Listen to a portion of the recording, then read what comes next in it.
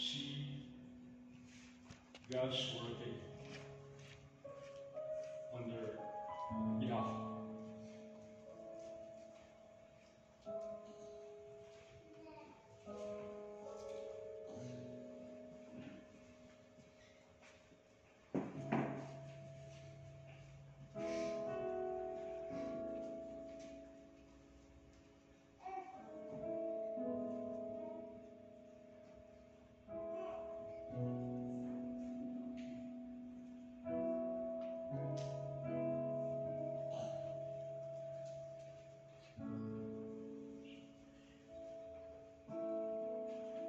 O dakilang Diyos na makapangyarihan sa lahat, lumalapit kami sa trono ng iyong presensya na may pasasalamat. Dahil sa iyong kabutihan, pag-ibig, kapangyarihan, biyaya, Panginoon. Kami ay nakakaranas ng tagumpay at kasagutan sa mga karahingan.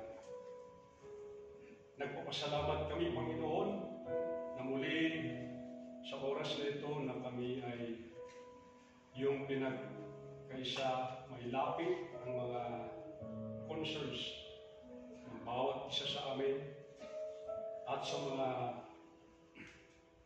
nangyayari sa komunidad, sa aming bansa at sa mission points, Lord. Thank you dahil naniniwala kami na sa pamamagitan ng iyong presensya at kapangyarihan, sila man din ay nakakaranas ng breakthrough. Lord, salamat sa patuloy ninyo pangunguna sa buhay po namin as we commit our lives to your will, to your way. And always be ready to listen, Father God, to your voice speaking to us through your messenger na gagamitin mo po ngayong umaga. Salamat, Panginoon, na mailapit namin sa inyo ang lahat at nakakatiyak po at nakasigurado kami sa iyong mga katugunan. Nawa, hayaan namin ang iyong Espiritu patuloy na mangusap sa amin, magpuspos sa amin, manguna sa amin, upang sa araw na ito at sa oras na ito, maging handa po ang aming pakikinig, maging bukas ang aming mga spiritual eyes at puso sa iyong mga nais, Panginoon. Pinupuri ka namin, pinapasalamatan, at kinukumit namin ang lahat ng parts ng aming pagsamba sa iyo ngayong umaga. Pinupuri ka at pinapasalamatan ka namin. Salamat sa pangalan ni Jesus. Ito ang aming masamang. Amen.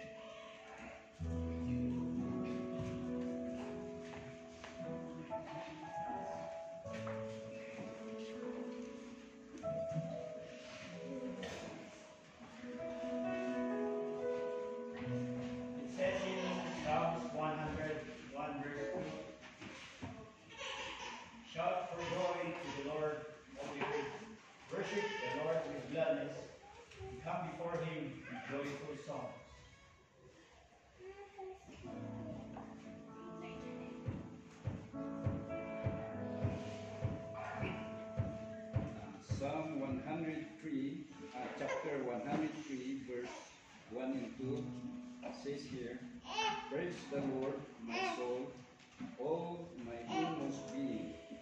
Praise his holy name. Praise the Lord, my soul, and forget not all his benefits. Praise the Lord. Praise God in his sanctuary. Praise him in his mighty heaven. Praise him for his acts of power. Praise him for his surpassing greatness. Psalm 150, verse 1. And on Psalm number 95, 1 to 2.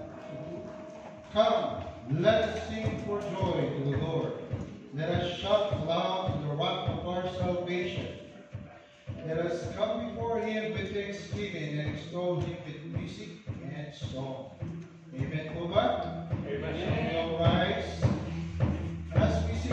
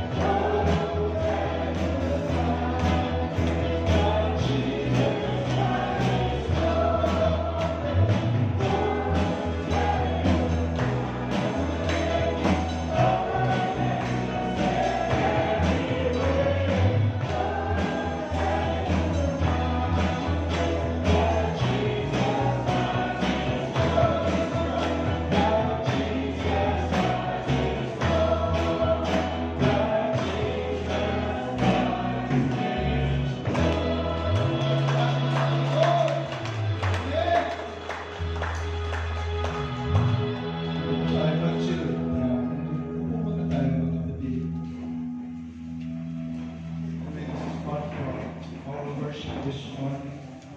One man minister sa akin ni Lord, sa aking mind, to be shared. Yung kapatid ko si Brother Ronald, yan, kararating lang na Korea. Then, kumusta ka na? Ang dalang question, kumusta ka na? Ako naman okay naman. Pero, kanina, I was asked the question, kumusta ka na? Kumusta ka na, sister? And, siyempre, yung iba yung mga sagot, di ba? Ay, okay naman ako, surviving, maganda ako. Meron din yung mga kapatiran natin. Ito, mabuti naman. Pero meron din yung mga response na ito parang nalihi ng aking spiritual life. Mayroon akong karamdaman, sakit ako, nahihina ako. So those are things na lahat naman tayo, hindi tayo perfecto, pero lahat tayo nagdaan sa challenges, problems sa life. Kapag-survive tayo sa storm, di ba? And na-instill sa aking mind yung verse sa Matthew 21:22. If you believe, whatever you ask for in prayer, you will receive. Ang gandang promise ni Lord para sa akin. So ito may problema, sakit man, or siguro mga challenges sa life, nandiyan ang Panginoon. He is always there to listen and to give His blessing upon us. Amen. God is an awesome God. And paano yung brother, because experience ko ito, hindi ba yan? Well, you need to exercise your faith. Diba? You need to pray. You need to ponder upon the word of God. Kailangan natin basahin yung ating salita, baka doon yung kasagutan sa ating problema. Diba? At then Bible studies ni Brother Pastor Ronald, si Pastor Peck, mga Bible study groups, baka doon yung sagot. And then if you can attend, then you can ponder the word. Understand His words and His blessings apart as we read and ponder His word. And ano ba yung goal natin sa life? Yung goal natin sa life is healing. Diba? Peace. As we reach that goal. Diyan tayo. Palakasin natin yung strengthen our faith. Because if we believe, we will surely receive from Him yung blessing. Amen po ba? Hindi po ako nag-preach, but this is an encouragement sa inyo. And then, siguro, yung simple words, masasabihin nyo sa mga kapatiran natin, I love you with the love of the Lord. Nakaka-bless, di ba? Amen po ba? Nakakapusog sa puso. Huwag kang mag-alala, kapatid. I will pray for you. Siguro one time, let's go sa magkapi tayo. Mag-usap tayo. You can share it too. See, we should also show empathy, compassion, like Jesus did. And there's always a hope sa bawat isa. And that is through Jesus Christ. We have hope through Jesus Christ. Then the time comes, yung goal natin is to have healing and at the same time peace. Hindi po receive peace. Opo yun. Pero peace, the assurance that we will receive from the Lord. And that is to be with Him in His kingdom. Amen po ba? But first, we need to confess what is in our hearts. That's why we have a song prepared. I want you to just listen and then, when you alam yung lyrics, you can read. But join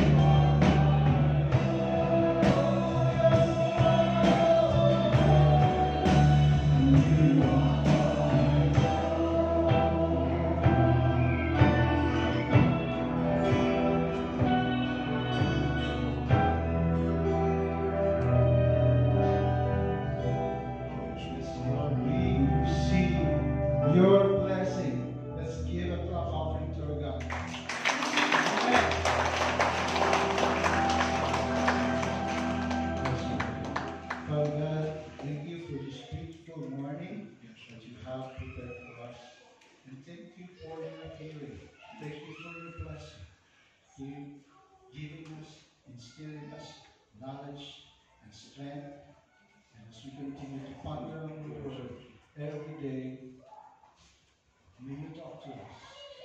And through communication, we just want to offer praise and glory to your name, because we believe that you exist and you deserve all glory and honor in everything what we're doing now. And we just want to thank you for this opportunity that we could praise you and glorify your name for the songs that we had today. Bless your messenger and instill to him knowledge that we could understand your will, that it will guide us in our daily life until we reach that goal. And that goal is to be with you in heaven. Lord, we ask for your guidance and blessing this day as we hear your message. Bless our messenger this morning. And we ask these things in the precious name of Jesus. Amen. So let's all rise up and still listen to the coming from our brethren who will provide the message for this morning.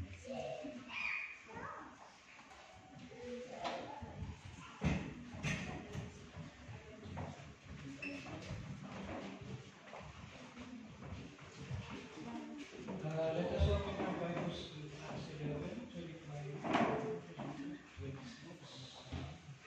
Acts 11, verse 25 and 26. So it says, Then Barnabas went to Tarsus to look for Saul. And when he found him, he brought him to Antioch. So for a whole year, Barnabas and Saul met with the church and taught great numbers of people. The disciples were called Christians, first at Antioch. This is the word of God. You may want to see.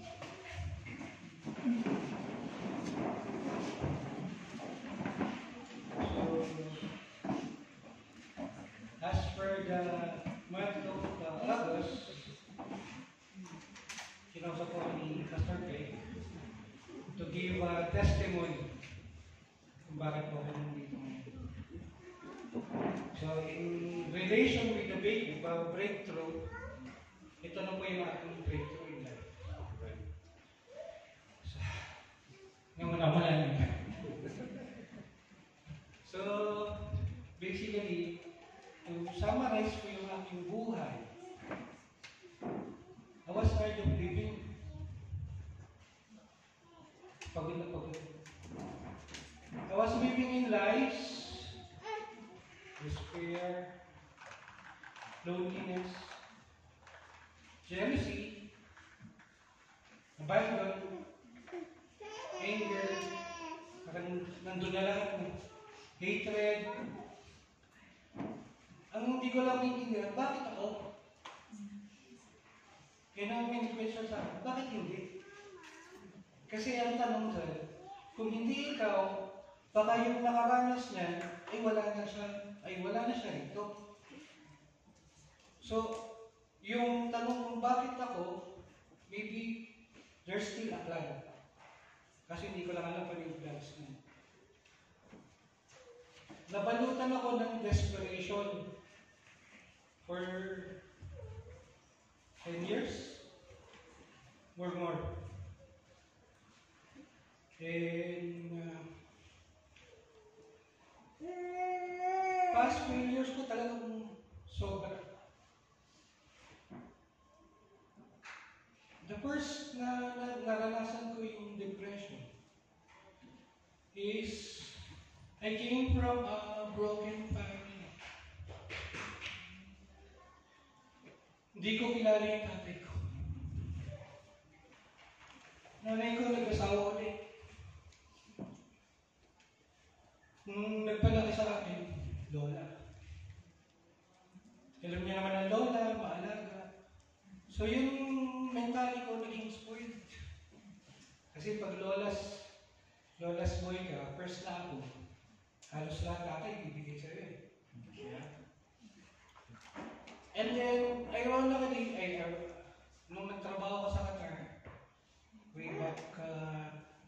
2008 kasi 2005 ang pumunta ako. Ito kagandahan sa Facebook. Kasi from Facebook, pag nilagay mo yung apelyido mo, halos lahat lalabas. Na kahit hindi mo kilala, lalabas. And then may lumabas na pangalan niya is Raymond. Hindi ko akalain na brother ko. Nung kinausap ko siya, may kilala ka bang Rogelio? Oh, kilala ko yun. That's my father. So dumating na naman. Nalagdagan ulit. For, sabihin na natin, 38 years of your life, hindi ko man hinanap. Ang sakit mo. Tapos malalaman mo, may pamilya siyang iba.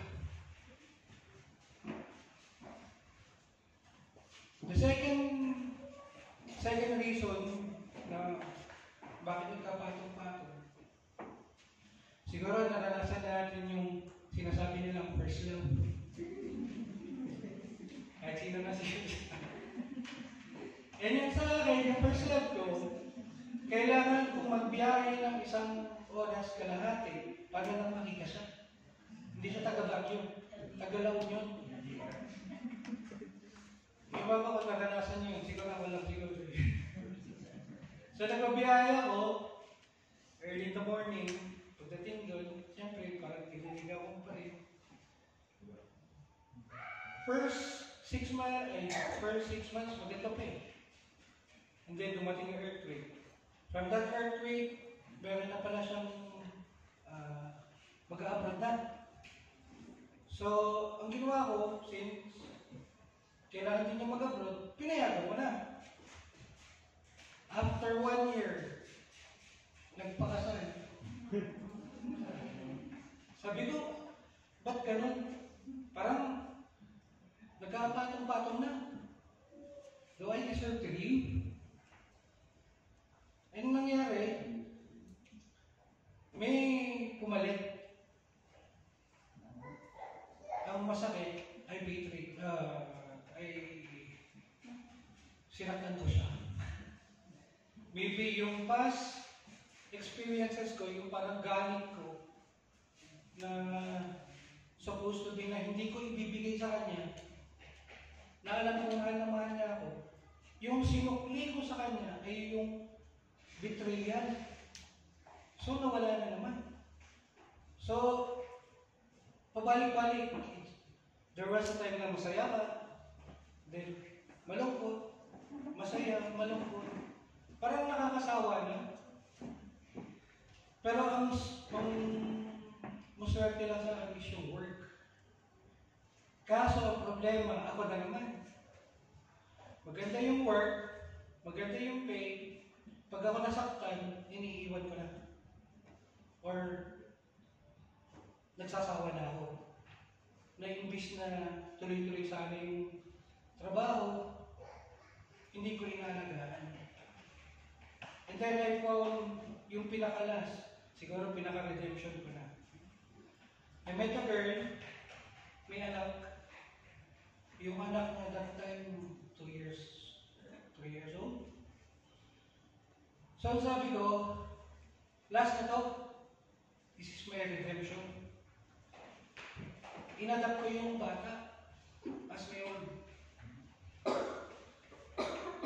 Ang problema, magkalayo kami kasi nasa abroad ako noon that time.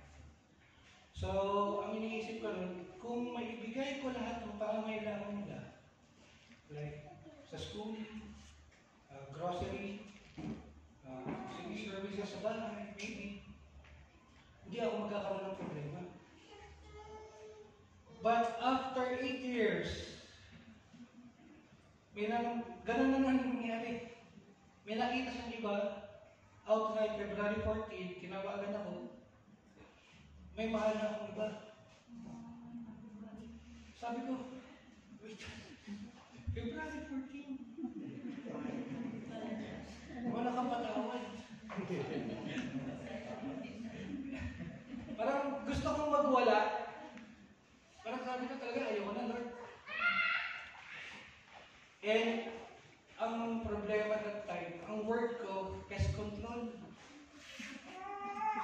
I have all the chemicals na nakakapatay ng anumang insekto.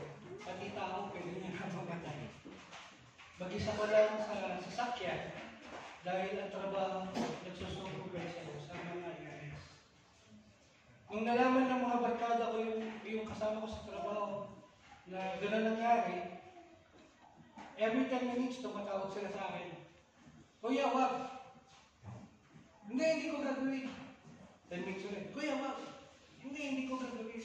So parang tumagal in a week. 2015, nag-decide ako uwi ako. Gusto ko makasama yung bata. Kaso, ang sabi sa akin, wala ka ng income eh. Anong ipapakain mo sa akin? Sabi ko, what about the 8 years? Eh, tapos na. Nagastos na. Nagawa na yung bahay. Kaya sabi ko, sige, binaka na lang. Iwan ko yung bahay ko sa bahay. So, zero na naman ako. Parang depression, after depression, wala na. Give out na ako. Meron akong ginawang pangit talaga. Hindi ko nilalabas. May kabatch akong pulis. Ngayon, ang nangyari, nag-iinom kami. Kasi, siyempre, depressed ka. Wala pa ako kay Lord eh. So, yung outlet ko, inom. And then, hindi ko alam na na-blackout ata ako or I don't know. Nakita ko yung baril. Ayun, pulis eh. Ang kwento sa akin, yung outlet ko. Tapos, tinutin ko sa kanya. Siyempre, police, marunong yan mag-disarma. So, na-disarma. So, sinabi ko daw sa kanya, patayin mo na ako. So, yung feeling ko na pagod na ako, maybe ito yung peace. Rest in peace.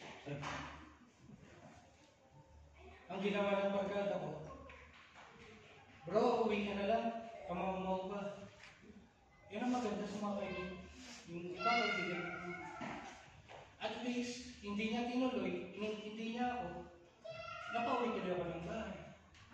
Hindi buhay pa. So, there was chances, pwede akong inom ng poison.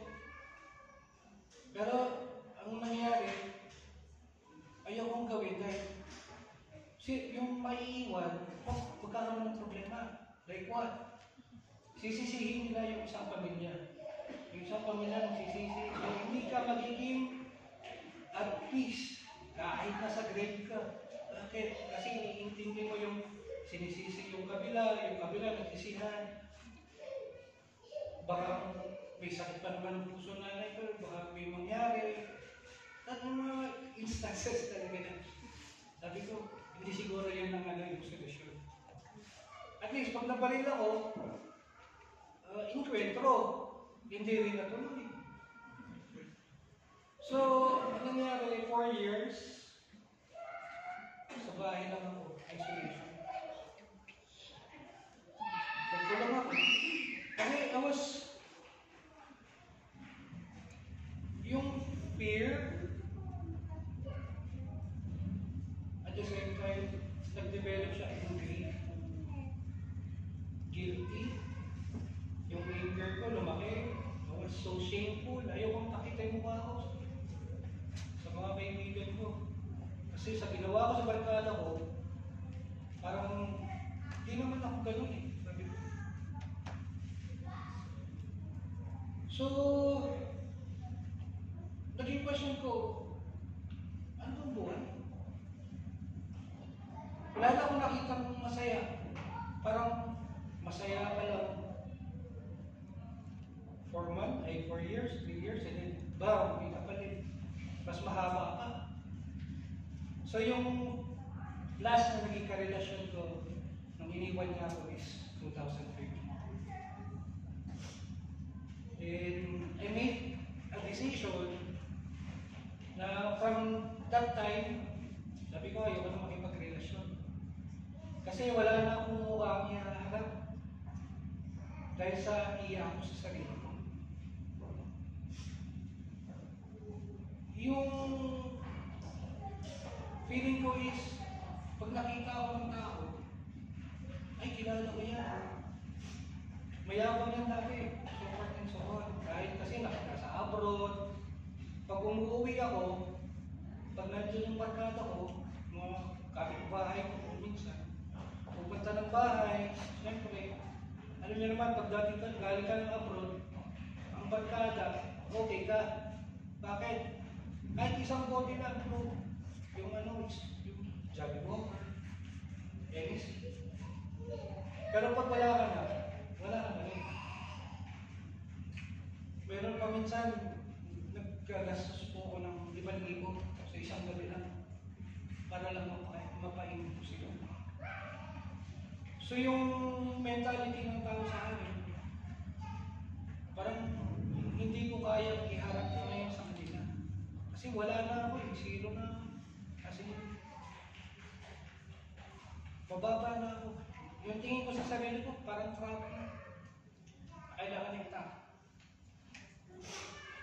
But nevertheless, naniniwala po ako sa guardian angel. Meron pa po kayo isang hindi na ikwento.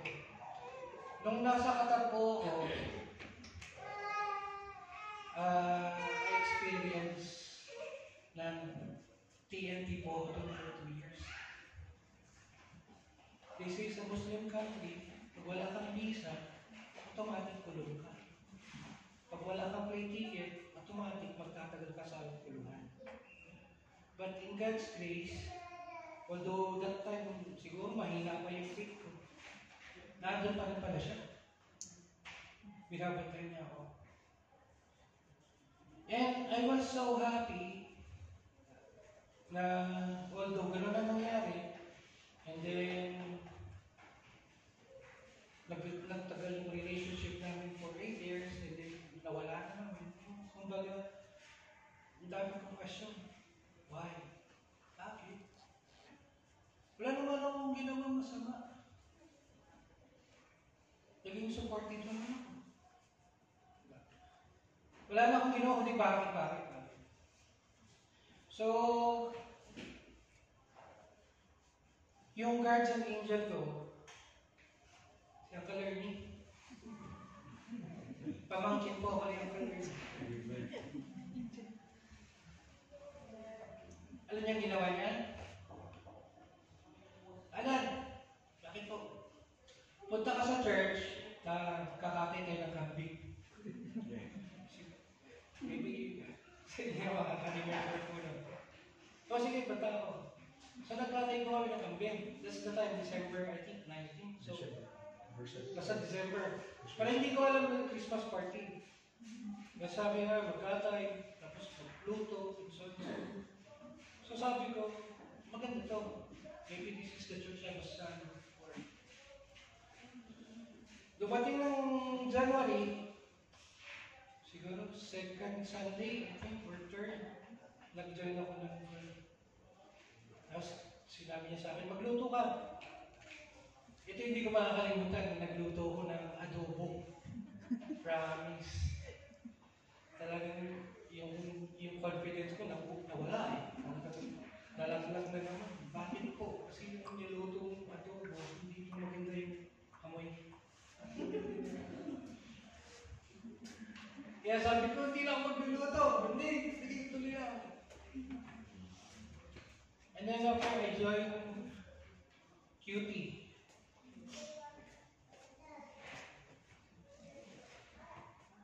At time, alam mo na kung ano yung hinahanap ko. I was seeking redemption. I was seeking love. Pinaka-importante po, I was seeking peace in my heart. I was seeking calmness sa utak ko. Like, laging, hindi ko lang thoughts, talagang Dami. Kasi ikaw, bakit? Ikaw kasi, ginawa mo yun, kasalanan mo. Yan, pagpasok lahat. Pag nag-ibig siguro ako, hindi ko alam. Makabalik na.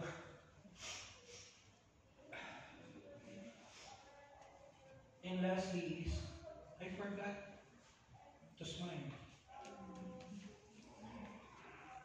Yung mga nagtatrabaho po sa restaurant, sa fast food, di ba pagpasok niyo ito? Morning, welcome po sa McDonald's or Jollibee. So, nakasmile po lahat sila. You're felt welcome. Di po ba? Ngayon sa akin, nagkaroon po ako ng ultimatum, discharge. Sorry po. Ultimatum. 3 times. Sabi ko, if hindi ko po na-receive yung smile na yan, hindi na ako mag-judge dito. 3 times. 2 times, nangyari. Oh, may 1 time pa. Hindi ko alam po kung bakit ko po ginawa yun. Siguro, in my pride na rin po. Kasi, sanay po kasi ako na once na bago, pag pumunta rito, normally, binigrit po yan. Doon po ako sanay. Pero yung sa akin, parang, yun po yung in-expect ko. But the third is, doon ako parang na-welcome. Buti na lang, sabi ko, pag hindi, kailangan ko talaga. And then I start joining yung QT. Yan, this is the most important thing sa akin, is yung quiet time. There was one time, si Brother Rene, sabi sa akin, dapat isipin mo to, bro. Ano yun? Trust in the Lord with all your heart. And lean not on your own understanding. Basta isip ako. Ginawa ko na yan, bro. I-meditate mo. Pag-aralan mo. Pag-pray mo. And then after that, pumasok itong Matthew 11:28. Nagkakusap din kami ni Pastor. Sabi niya, come to me, all you are weary and burdened. Matama. Ako yun. And I will give you rest. Yung huli, totoo ba yan? The Lord will give me rest. Tapos bilang sinabi niya sa Matthew 11:38, for my yoke is easy and my burden is light. Sabi ko, Lord, sa'yo na lahat. Ayoko na. I give up. Hindi ko to kaya. And then, nung nag-Bible study kami every Wednesday, bigla lumabas ng 29:11. For I know the plans I have for you. Ito na naman ako. Medyo skeptic na naman ako din. Siyempre, yung heart ko is nabalutan pa eh. Nabalutan pa ng negative na mga emotions. Pero itong sinabi niya, for I know the plans I have for you, declares the Lord. Siya na mismo nagsasabi. Plans to prosper you and not to harm you. Nung nakita ko yun, o nga naman, sabi ko, prosper. Hindi, wala ko nagkaroon ng problema sa trabaho. Yung harm you, nag-survive ako sa Qatar in 2 years, TNT. Ang pagkain ko lang po yung kubos, tapos yung tubig ko, kinukuha ko lang dyan po sa kapitbahay.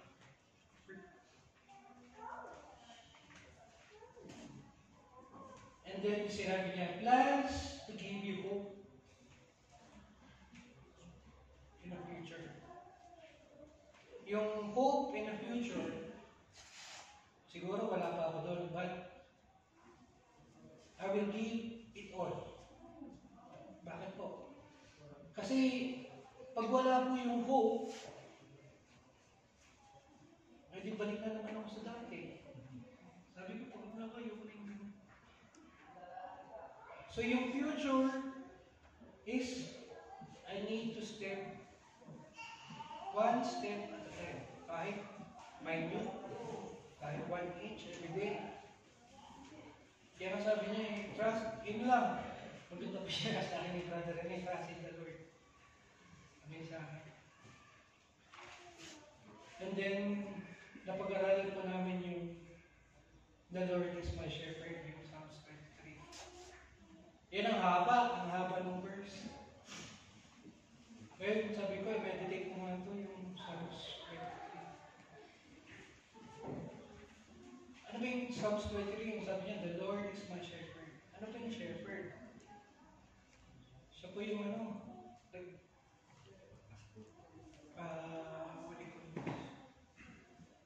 siya yung protector mo. Siya yung parang confidant mo.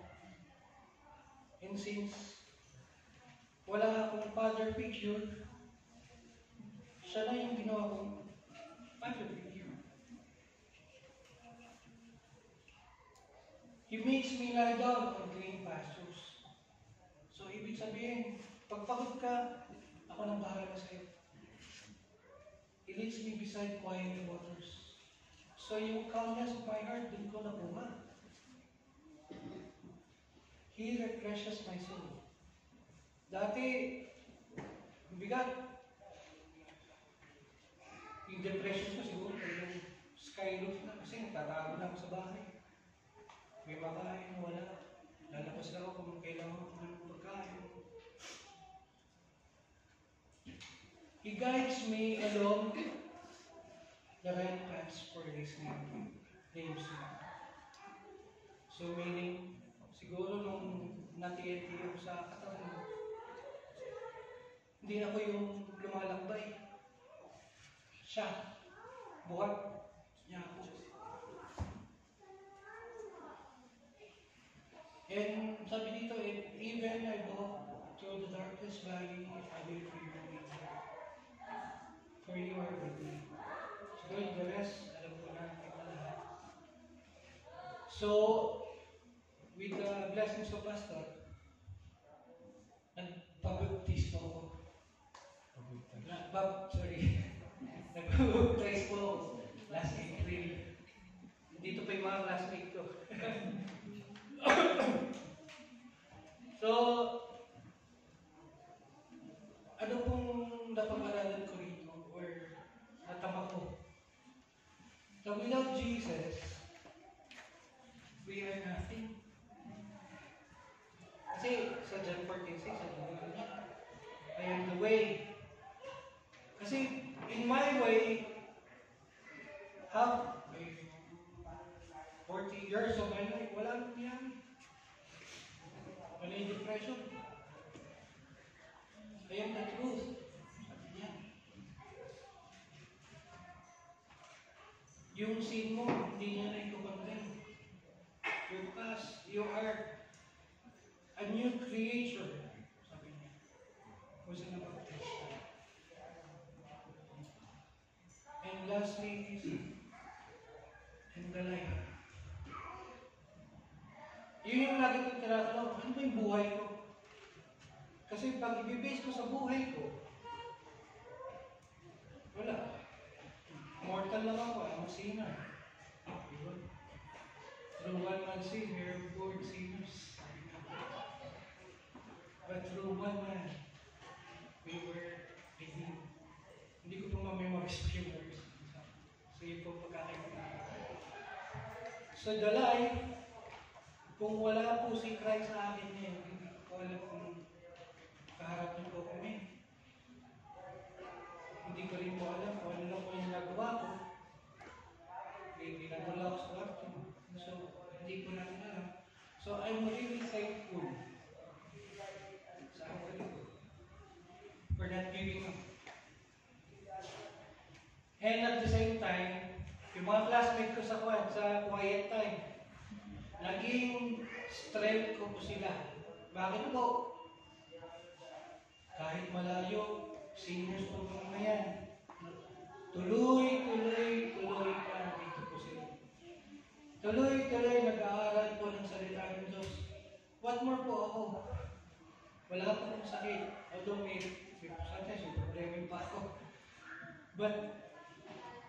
sila, naandyan pa rin. May mga history na rin po sila, yung iba po kasama. Ba't hindi ko na lang kayahin? Why? Hindi ko na eh. So, I am very grateful po for this church. Lahat po kayo. Thank you. And ang gusto ko po is mag-continue po aking growth in the Word of God na sana yung bigat ng puso ko talagang totally mawala na. Kasi ironically, yung bahay ko na pinagawa ko is nandun lang po sa Lower Quirino Hill. Kaya kung minsan is nakikita ko, nasasaktan ko. Yung pinaghirapan ko sa kata na ilang taon, nandun po patay na. Pero sabi ko, material po na bagay lang yan. Ang kailangan pa naman ko ngayon is may spiritual. Kasi yung spiritual ko is talagang down na down. But through this word, yung pag-aaral ko po sa QT, yung reading for the Bible, yung aking seeking, nasagot na po. So I have 6 na like, i-share ko lang po sa yung from the seeking itself, nagkaroon po ko ng ating po na parang reference. Number 1 po is seeking God's face. Meaning seeking His presence, love, and favor through prayer. Number 2, seeking God's will, guidance and decision. And choices, asking wisdom in prayer. So, seeking God's kingdom. Seeking God in service. Seeking God in times of trouble.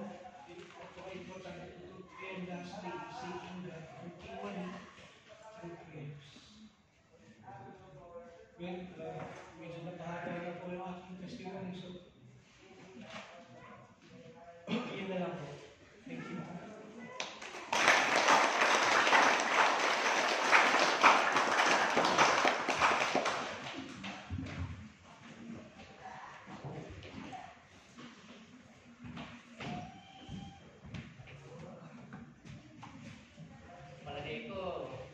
Response song na. Response song na. Purihin ang Panginoon. Sige, maraming salamat sa iyong pagbabago na ginagawa po sa buhay ko ng bawat isa sa amin. Tunay na ang kapangyarihan po ninyo ang siyang nagdudulot ng pagbabago ito. Sa aming kalagitnaan, ang Banal na Espiritu mo ang siyang mangusap sa amin. Makita po namin ang kahalagahan nito at may pamuhay po namin. Maraming salamat. May name be glorified. In Jesus' name we pray. Amen. Okay. Ang mensahe ng Panginoon, sabi ron kanina, narinig ko, without Christ, I am nothing. Pinagpagduktong mo, anong tawag? Yan, Christian. So yun ang pag-uusapan natin. Maganda ito dahil nung may magpadala sa akin, na-remind ako ulit. Yung Christian, na-remind ako. Siguro na ipadala ito sa mga Facebook ninyo. Kaya magandang mensahe at reminder sa ating muli. Yung salitang Christian. So nakita natin sa talata na binasa na doon sa Antioch ay unang tinawag na ang mga believers na Christian. Are you a Christian? Are you a believer of Christ? Talaga? Are you a follower of Christ? Talaga? Maraming mga Kristiyano tinatawag sa pangalan Christian o Christian, but they are not followers and believers of Christ. Tama ba rin? Tama ba rin? O, tingnan natin baka mamaya tinatawag natin, I am a Christian. Pero hindi naman pala ako believers o followers of Christ. So dito, makikita natin sa talata, sinabi doon, sabi na, sabi, it was at Antioch that believers of Christ called Christians. Ayan ano? Kaya huwag po kayong magkakamali. Walang breakthrough pag wala si Kristo sa buhay natin. Walang pambihirang pagtatagumpay sa kasalanan kung wala si Jesus sa buhay natin. Ano? Wala ang banal na Espiritu. So, tingnan natin. Pinakuha ko kaya yung Christian. Tingnan ko. Belonging to the party of Christ or a follower of Christ. Ibig sabihin, pag follower ni Christ, kung anong ginagawa ni Kristo, ginagawa ng mga tagasunod ni Kristo. Tama mali? Tama mali? So, tanungin natin sarili natin, ginagawa ko ba ang ginagawa ni Kristo? Pag ginagawa ko yung ginagawa ni Kristo, ba, tunay ako follower ni Christ. Hindi lamang ako tinatawag na Kristiyano, kundi believer and follower of Christ. A person professing belief in Jesus as the Christ or in the religion based on the teachings of Jesus Christ. Okay, ito natin makikita sa banal na kasulatan. So, tingnan natin, Christian. Letter C. Mahaba ito. Lagot kayo ha. Paabot tayo ng alas 12. Pwede. Letter C. Called by God. Called by God. At makikita natin ito, napakaraming. Paul, Acts 9:15, Romans 1:6, 1 Corinthians 1:2, Galatia 1:6, no? Na ang mga mananampalataya ni Kristo ay called by God through Christ Jesus our Lord. Nung si Jesus ay lumalakad, sa Matthew 14:18-20, nakita niya sila Peter, sila Andrew, at tinawag niya. Huwag ninyong kakalimutan, napakahalaga nun. We are called by God through Jesus Christ our Lord. At tandaan natin na ang mga mananampalataya ni Kristo ay tinawag with a purpose. Tama mali? Tama mali? With a purpose. Kaya nga tinatanong ni Kuya dati, sabi niya, ano ba purpose ng buhay ko? O ngayon naging mananampalataya ka na at nag-aaral tayo ng banal na kasulatan, makikita natin tayo ay tinawag ng Diyos na mayroong layunin. We are sanctified, set apart with a purpose. Huwag ninyo pong kakalimutan yun. We are called by God with a purpose. At dito makikita po natin sa banal na kasulatan sa sample nila, verse 19. Some of the believers who were scattered by the persecution which took place when Stephen was killed went as far as Phoenicia, Cyprus, Antioch, telling the message to the Jews only. But other believers who were from Cyprus and Cyrene went to Antioch and proclaimed the message to Gentiles, also telling them the good news about the Lord Jesus Christ. So ano makikita natin? Ano pala ang purpose ng mga Kristiyano? Sabi nila, mga pastor lang, missionaries, church leaders lang. Kayo bahala mag-telling, kayo mag-preach, kayo ang mag-share ng gospel. Pero dito makikita natin sa pinasa natin, lahat ng mananampalataya, dahil pinatay si Stephen, doon nagsimula. Na sila ay tumalak. Napunta sila ng iba't ibang lugar. Pero makikita natin dito, kahit na sila ay napunta sa ibang mga lugar, pero makikita po natin yung purpose kung bakit sila tinawag ng mga believers ni Kristo. They share the good news of salvation. Kasi yun lang naman ang tanging paraan para tayo po ay maligtas. At tayo ay tinawag para po magbahagi niyan.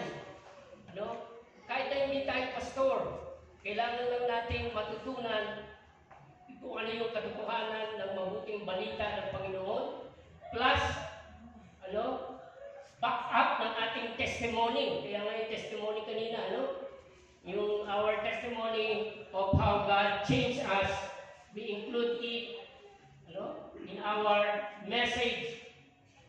Kasi yun yung power. Tama ba? Di ba sasabing powerful ang message ni Lord? Pag ikaw na nagsishare, hindi na bago ang buhay mo. Tama, mali? Tama, yun ang magpapack up eh. Na itong mabuting balita na tinanggap ko, ang siyang nagligtas sa akin, ang siya rin nagbago sa akin. Ano? So napakahalaga po nito. Kaya tandaan po natin, we are called by Christ. Sa verse 26 na lang, tsaka yung iba pang mga verse na binasa ko. At tandaan din natin na we are called with a purpose. Acts 9:15. Tapos, tandaan po natin ang hamon sa ating banal na kasulatan, live worthy of our calling. No? Mamuhay tayo ayon sa pagkatawag sa atin sa Galatia 5:13. Sabi ron, we are called to be free. Pero wag natin gamitin yung kalayaan natin sa paggawa ng kasalanan. Bagkus, mahalin natin ang ating mga kapatid. So yun ano? Tinawag tayo na may kalayaan na para hindi na mamuhay sa kasalanan. Breakthrough nga eh. Para magkaroon tayo ng pambilihang pagtatagumpay sa kasalanan. So yan ano? Kaya ang panawagan sa ating ng banal na kasulatan, ano? Prepare our people to fulfill God's call. Yung mandate ni Lord sa atin, kaya nga kami, tinuturuan namin kayo kung paano isi-share yung gospel. Hindi lamang isi-share ito, kaagapay nito, yung pagbabagong ginawa ni Lord sa iyo. Kaya nga pag ako nag-share ng gospel, bandang uli, yung aking testimony. Ano? Pinapakita ko yung power ng Diyos na siyang nagligtas sa akin, siyang nagbago sa akin. Kasi ang hirap mag-share ng gospel kung hindi ka binago ng Panginoon. Tama, mali. So yan ano? Kaya, number 6, called by Christ. Number 2, ito pa maganda. Holy Spirit indwelt. Do you believe that you have a Holy Spirit in your heart? Naniniwala ba kayo? Mga kapatid, naniniwala kayo? May Holy Spirit kayo? Yes! The Bible says, the Word of God, ano? Dito makikita natin, dito lang sa example, ano? Pero ito ay napakarami, John 14:15-17. Pinangako ng Diyos, Ama, ang banal na Espiritu sa pamamagitan ng pananampalataya sa ating Panginoong Jesucristo. Matatanggap natin ang Holy Spirit by faith, Galatia 3:14. At tinatakan tayo ng banal na Espiritu, tinawag ng mga anak ng Diyos because of the Holy Spirit of God. No, first, Ephesians 1:13-14, tapos yung Ephesians 4:13. No? We are filled with the Holy indwelt by the Holy Spirit. 1 Corinthians 6:19. Alam natin ito. We are the temple of the Holy Spirit. So yan ano? Kaya dapat tayo ay kumikilos according sa panawagan ng banal na Espiritu. Ipapasakop natin ang ating sarili sa kapangyarihan ng banal na Espiritu. Kasi kung hindi, laman natin ang masusunod. Magkalaban ang laman ng Espiritu. No? Pag hindi natin pinapasok ang ating kalooban, sa kalooban ng banal na Espiritu, lagi tayong talunan sa kasalanan. Ano? Pero kung naging ibabaw ang kapangyarihan ng banal na Espiritu, magagawa natin yung pambihirang pagtatagumpay sa buhay pananampalataya. So yan ano? Makita natin dito si Barnabas. Sinabi dito, si Barnabas, isa sa napakagandang yung ano tawag yun? Katangian niya. Barnabas was a good man, full of the Holy Spirit and faith. And many people were brought to the Lord. Yung palang sikreto, no? Parang marami tayo, kahit yung mga nasa itaas, they are filled with the Holy Spirit of God. Kaya ito yung utos sa atin, be filled with the Holy Spirit. Kasi hindi natin magagawa. Sa sarili lang natin, mag-akot ng tao, ang hirap yata. No? Kung hindi bubuksan ng banal na Espiritu ang kanilang puso at isipan, saka sila magkakaroon ng converted heart. Maraming mga tao lumalapit ng panahon nila, maging sa atin ngayon, pero hindi converted ang heart. Ano? Muuwi, bumabalik sa dati pa rin. Pero iba yung converted. Yes, nagkakamali, nagkakasala, pero iba ang puso ng converted sa ating Panginoon. We are filled with the Holy Spirit. So yan ano po? Oh.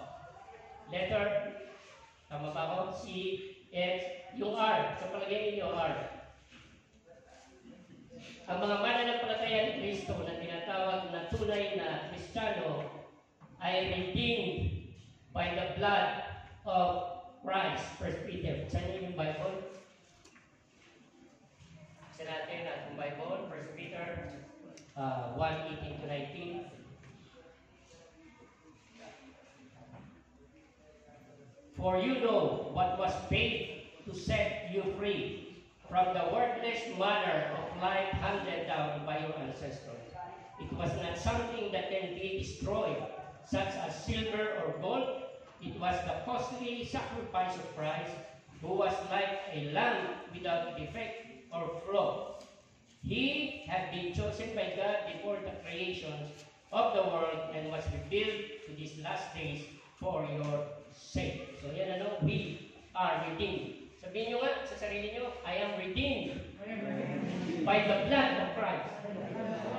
Tandaan po ninyo, wala pong sino ang nagtubos sa atin. Ano? Kahit si Mary, hindi niya kayang tubusin tayo. Ano? Pati si Joseph, na sinasabing tatay niya, nag-alaga sa kanya. Pero hindi nila pwedeng i-redeem tayo sa kasalanan. Only the blood of Jesus Christ. Napatawad tayo ng Ama. At hindi lamang yun, pinalaya tayo sa kasalanan. Pahayag 1:5, dahil sa dakilang pag-ibig sa atin ni Kristo, yung blood niya ay pinalaya tayo sa kasalanan. So yan tandaan po natin yung salitang redeem, to buy back. Yan to save by payment of a ransom, to free from the consequences of sin. Kaya nga meron tayo Ephesians 4:30, to save in the day of redemption. Tatak. Tatak. Ang Holy Spirit, tatak, na ikaw ay tinubos ni Kristo pagdating ng takdang araw. Kaya nga napakalaga ng merong pananampalataya kay Jesus para matanggap niya yung banal na Espiritu. Ano yung una? We are called by Christ. Lagi ninyong isipin, I am called by Christ. Pangalawa, ako ay mayroong banal na Espiritu na lagi mong kasama. Sabi ni Jesus, siya isa sa inyo magpakailanman. So yan Pangatlo, tayo ay tinubos ng dugo ni Kristo. Yung ay, palagay niyo yung ay. Yung ay. Ang mga Kristiyano ay, ang mga believers ni Kristo ay, imitators of Christ. Siyempre, kung sino yung master mo, sino yung ikaw disciple niya, halimbawa, disciple ako ni pastor, kung ano yung tinuturo ni pastor, siya rin tinuturo ko. Kung ano yung nakikita kong buhay niya, yun din ang binubuhay ko. Di ba ganun yan? Tama ba, mali? We are imitators of Christ.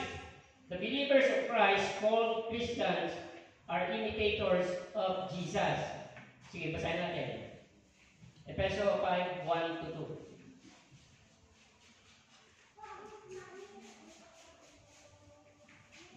Efeso 5:1-2. Since you are God's children, you must try to be like Him.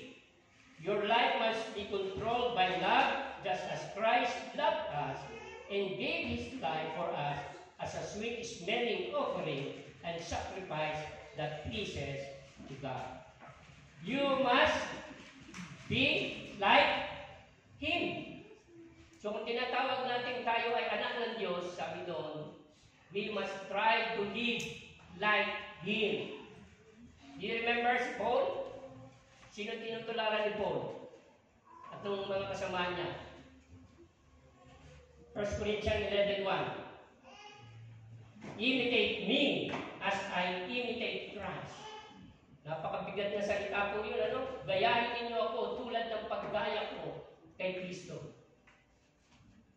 Sa ngayon, titingnan natin yung testimony natin, Siguro ang hirap na nasabihin ninyo, gayahin ninyo ako tulad ng paggaya ko kay Kristo. Pero kung talagang ginagaya natin, pinapamuhay natin si Kristo, Wala tayong doubt. Pwede natin sabihin, imitate me as I imitate Christ. Kung talagang ini-imitate natin siya, no? Tingnan natin ang example. 1 Thessalonians 1:6. Buksan niyo ang inyong Bible. Ito, napakagandang example po ito ni Paul. Hindi lamang yung buhay niya, hindi lamang yung buhay ng mga kasama niya, ito rin ang nakita ng mga mananampalataya sa Thessalonica. 1 Thessalonians 1:6. 1 Thessalonians 1:6. You imitate us and the Lord. Ano sabi ni Paul sa mga taga-Thessalonica? Ginaya ninyo ako at ginaya niyo rin ang Panginoon. So yun ano? You imitate me as the Lord and the Lord. And even though you suffered much, you received the message with the joy that comes from the Holy Spirit. Even though you suffered much, you received the message with the joy that comes from the Holy Spirit. Nakita niyo yun? Ginaya nila, ipinahayag din nila yung mabuting balita sa ibang mga tao. At pinipersecute sila. Di ba yun naman ang sabi ng Panginoon? Kung na-persecute nila ako, pati kayo. Kaya habang dinadala natin ang mensahe ng tagumpay, ang mensahe ng gospel ni Kristo, talaga pong maraming aayaw din sa atin. Hindi ko lahat ay gusto. Maraming aayaw. Mumurahin ka pa, duduraan ka pa lahat ng persecution na gagawin sa atin.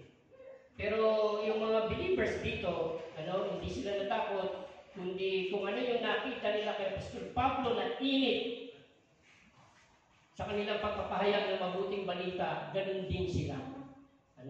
At tinanggap nila yung message with great joy sa kanilang puso.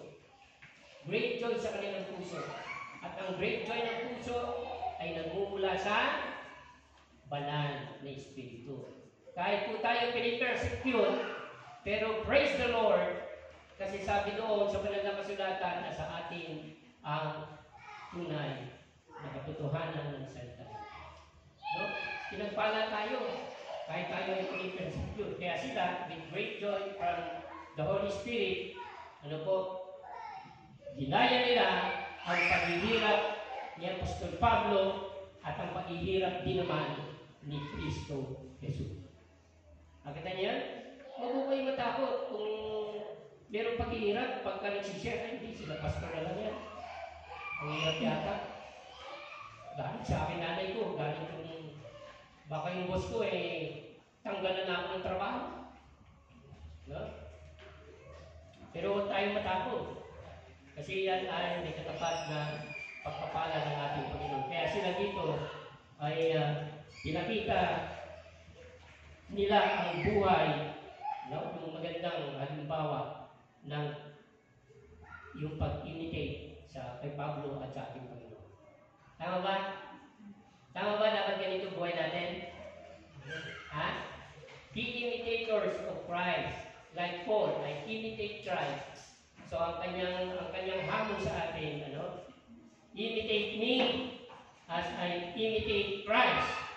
Imitate Christ's life, Christ's word, Christ's priority, Christ's mind, Christ's action, Christ's faith, Christ's hope, and Christ's purpose. Tama? Tama ba? O lahat-lahat pag sinabi natin imitate Christ, talagang yung buhay niya, lagi natin ito narinig sa mensahe ng Diyos through kay Pastor Edison. Diba? Yung i-apply natin kung ano yung ating mga natututunan. At kung tayo tinatawag ng mga tunay na believers, tunay na Christians, we imitate Christ's life, word, priority, mind, action, faith, pati yung kanyang hope, at yung purpose kung bakit siya tinawag ng Panginoon o pinababa dito sa mundo dito. Saksak natin sa ating puso't isipan ang mga bagay na ito. So ano yun? Ano yung C? Called by Christ. Ako tinawag ni Kristo. Number 2, ako ay may banal na Espiritu at ang utos niya sa atin, be filled with the Holy Spirit. Kasi kung wala yung feeling ng Holy Spirit, wala tayong breakthrough sa lahat. No? May takot tayo sa pagpapayag ng mabuting balita. Tapos, ano pa yung are redeemed by the blood of Christ. I am redeemed by the blood of Christ. I, imitators of Jesus Christ. Anong susunod? Anong susunod? Yes. Hindi, sinusubukan ko lang tayo. S, servant of God. 1 Peter 2:16. Buksan nga po natin ito. 1 Peter 2:16. Live as free people. Yung mga mananampalataya ni Kristo, mamuhay kayo ng malaya. Do not, however, use your freedom.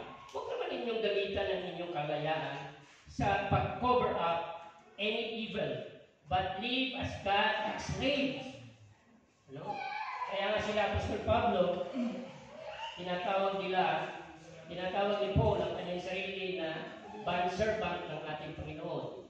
Romans 1:1, Philippians 2:7, Titus 1:1, kung saan Paul identified himself as the servant of Christ. Ganun din sila Jude, si James, ganun din si James. Yung kanilang sarili ay tinatawag nilang servant of God. Katulad din tayo, servant naman tayo ni Lord, sa pagsiserve sa ating mga kapwa mananampalataya at sa pagtulong sa pagpapalaganap ng mabuting balita, anumang area ng ating ginagamit para maisulong ang mabuting balita ng ating Panginoon.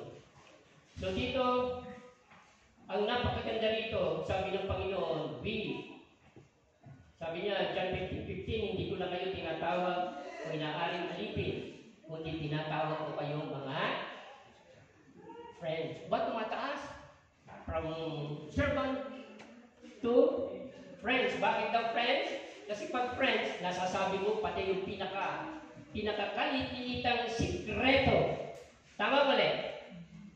Di ba? Kahit yung pinakamaliit na sikreto mo na tinatago mo, pag friend mo, pag tunay na friend mo, talagang nasasabi mo. Sabi ng Panginoon, di ba? Hindi ko na kayo inaaring alipin, kundi kaibigan, sapagkat kung ano ang sinasabi ng Ama, iyon din ang sinasabi ko sa inyo. So yan Kaya purihin ng Panginoon at tumataas from servant ni Lord, sumusunod tayo bilang mga lingkod ng Panginoon, tinaas na tayo, naging kaibigan niya tayo, kasi lahat ng sinasabi ng Ama ay pinapaalam sa atin. Tapos, tumaas na naman. From servant, friend, a child of God. Diba? Sa pamamagitan ng banal na Espiritu na ibinigay sa atin ng Diyos, tayo po ay tinatawag na mga anak ng Diyos. Galatians 3:26. 1 John 3:1, we are called children of God. Yan pataas yung ating Pero huwag natin kakalimutan na lahat tayo ay tinawag para maglingkod sa isa't isa. Hindi lang ako paglilingkuran nyo. Ako rin maglilingkod sa inyo. Bawat isa sa atin. At sa mabuting balita ng ating Panginoong sa Kristo. Ayan, Number 1, ano yung number 1? Letter C. Called by God, Holy Spirit dwell in your heart, redeemed by the blood of Christ, imitators of Christ. Ano susunod? Servant of God, of Christ. Ano yung Christ? Ano yung susunod? T. Ano yung T? Yan, 3. Sa inyo palagay, yung mga believers ng Kristo na tinatawag ng Christian, they are thinkers transformed in mind. Kailangan mabago ito. Alam naman natin yan, Romans 12:2. Hindi na nagingit sa atin yan, Romans 12:2. Ano sabi doon? Do not conform to the pattern of this world, but transformed by the renewing of your mind. Kasi pag hindi na-transform yung ating isipan, hindi natin malalaman kung ano yung purpose ni Lord sa buhay natin. Hindi natin malalaman, kung ano yung kaisipan ng Diyos.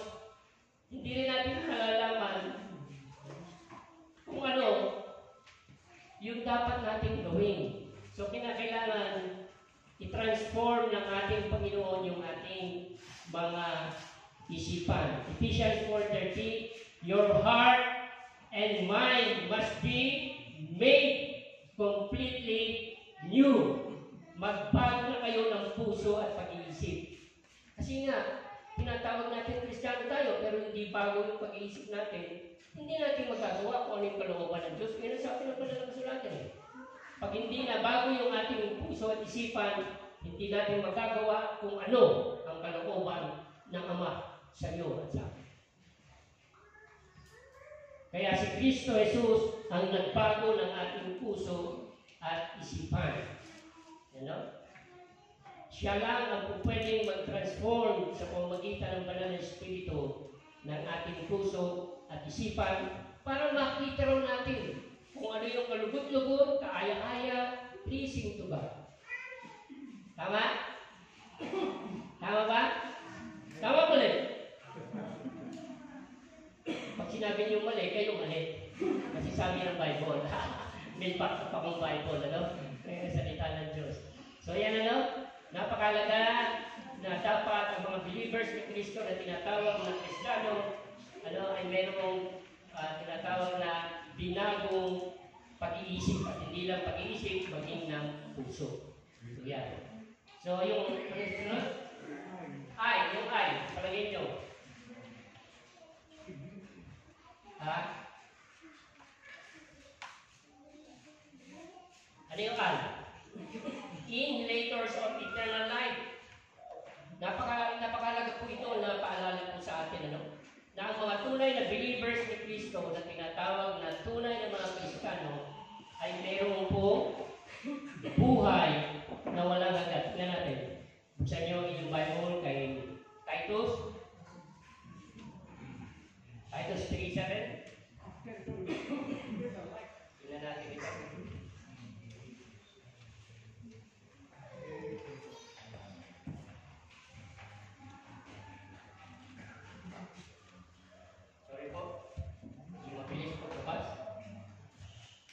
So that by His grace we may put right with God and come into possessions of the eternal life we hope for. We hope for. Ito yung ating pong inaasam-asam na makita na natin yung ating bagong buhay, yung bagong transform na katawan na ito.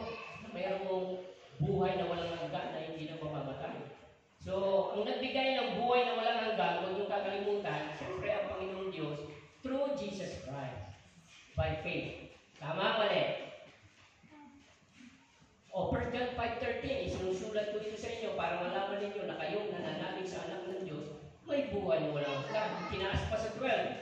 Ano? Ang pinananahanan ng anak ng Diyos, may buhay na walang hanggan. Ngunit wala nito ang hindi niya pinananahanan. At si Kristo ang nagbigay nito. Okay, sulat niyo dyan, John 10:28. I will give them eternal life. And no one can snatch them from my hands and from my Father's hand. Tingnan niyo yan, protection ng Panginoon. Sa kamay ni Kristo, sa kamay ng Ama, we are protected. I will give them eternal life. So yan ano, kaya pinapailangan yung eternal life na ito na binigay sa atin ay pinapamuhay po natin, pinapakita natin sa ating mga buhay na meron tayo talagang eternal life. Isang buhay na binago ng Diyos. Sabi doon, ang mga anak ng Diyos, na inaaring anak ng Diyos, hindi nagpapatuloy sa pagkakasala. Bakit? Kasi meron silang yung binhi na inilagay ng Diyos sa atin. No? Yung buhay na walang hanggan, kahit wala pa tayo sa heaven, dito pa lang, meron ka ng buhay na walang hanggan. Tama ba? Tama? Kasi alam ka naman doon mo palang tatanggapin. Hindi Nung sumampalataya ka sa Panginoon, dito pa lang, meron ka ng buhay na walang hanggan. I will give them eternal life. Yung protection nga, no one can snatch them from my hand and from my Father's hand. Ganun katindi yung ating mensahe ng Panginoon. So, yan. We are inheritors of eternal life. Kaya dapat eternal life. Kahit nahuhulog tayo sa pagkakamali, patuloy pa rin tayong lumalaban. Dahil meron tayong buhay na walang hanggan. Ano susunod? A. Sa palagay ninyo, ano yung mga believers ni Kristo na tinatawag ng mga true Christians?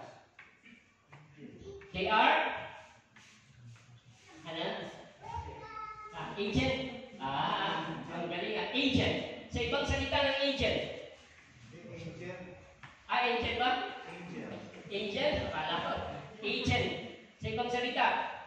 Yung narinig ko ito kasi ito yung tema, ano? Si Pastor, yung preacher namin noon, nung nasa Korea ako. The Ambassador of Christ for the nation. O siya yung nag-share noon. At na-share niya ron ay yung the Ambassador of Change.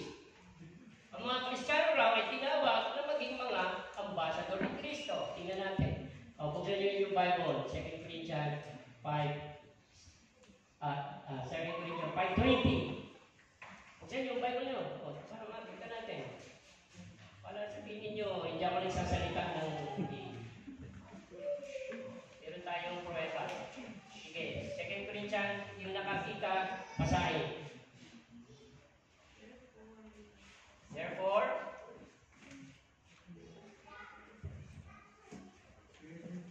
hindi na pala, no? Okay. Sige, here we are.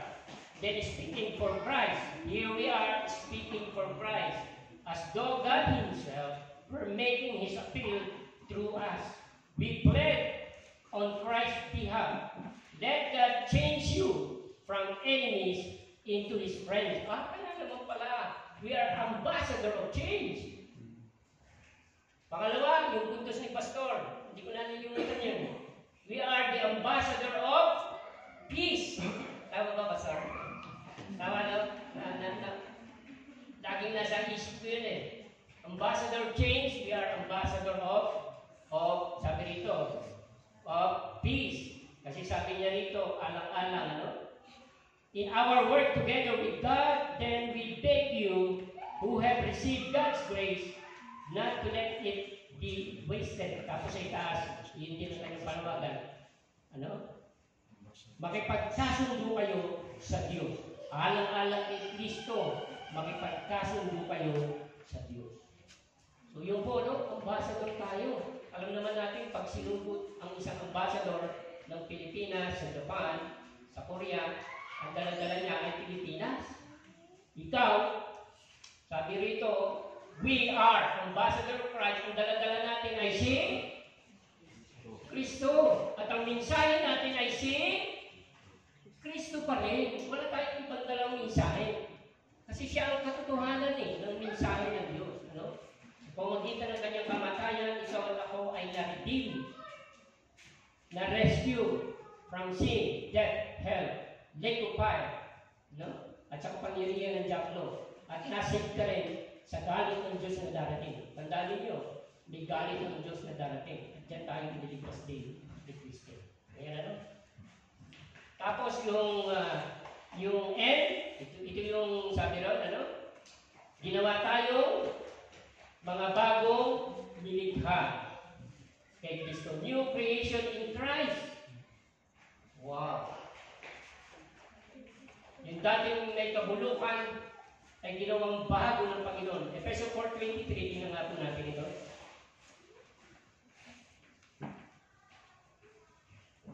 Although makikita natin yun sa 2 Corinthians 5:17, yung creation in Christ. Efeso 4:23, buksan po natin. Efeso 4:20. Tama ba ako dito? Tingnan natin. You must put on the new self, which is created in God's likeness and reveals Himself in the true life that is upright and holy. So, yung palang ginawa sa atin ng Panginoon eh. Ano? Binago niya tayo, ibinalik niya yung dating nung nasa Garden of Eden, yung bagong tawagin yung may kabanalan, no? Katwiran at kabanalan. Tayo ay nilikha ayon sa katwiran at kabanalan ng Diyos. At sinasabi rito na dapat nating ipakita itong tunay na pamumuhay na ito sa pamamagitan ng ating upright and holy living. Pakita lang natin ito.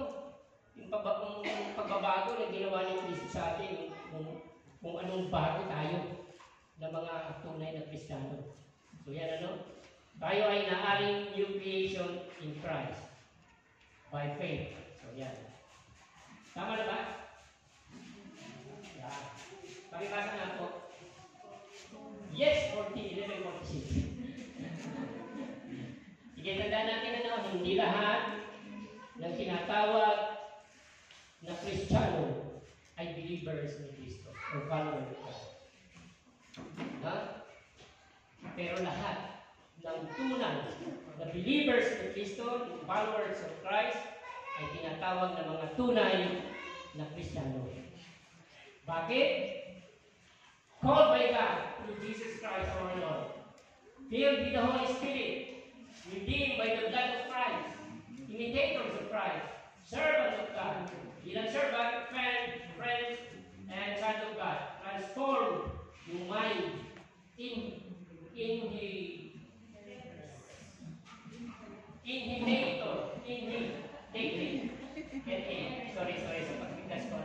inhalators of eternal life, ambassador of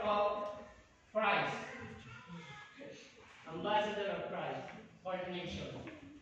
Ambassador of Christ for the nation. Kaya nga dito nakita natin, kahit saan sila pumunta dahil persecution, hindi nila nakakalimutan ang kanilang layunin kung bakit sila tinawag ng Panginoon at iniligtas.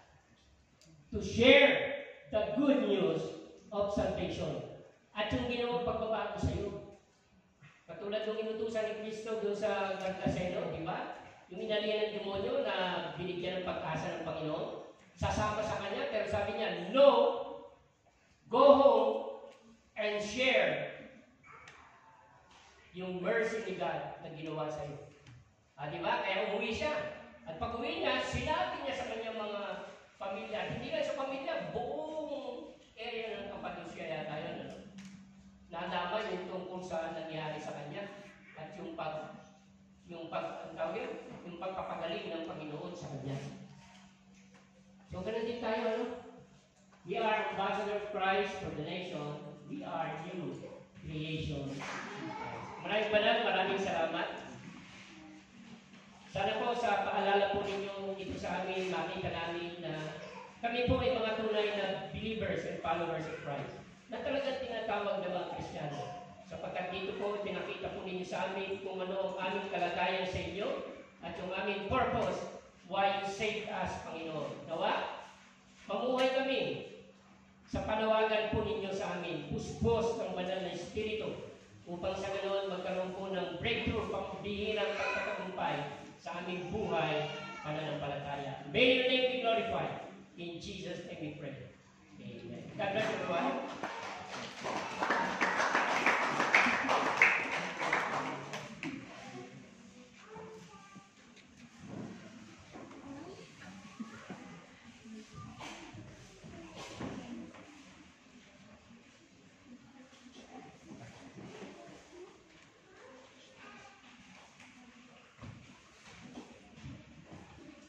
Salamat Kristo sa pagbabagi ng salita ng ating Panginoon at sa patuloy nating pagsamba sa ating Diyos. I-celebrate po natin tuwing first Sunday of the month ang Lord's Supper or Lord's Table. At kung makikita po natin sa 1 Corinthians chapter 11, sabi po niya sa verse 23, sapagkat ito ang turo na tinanggap ko mula sa Panginoon,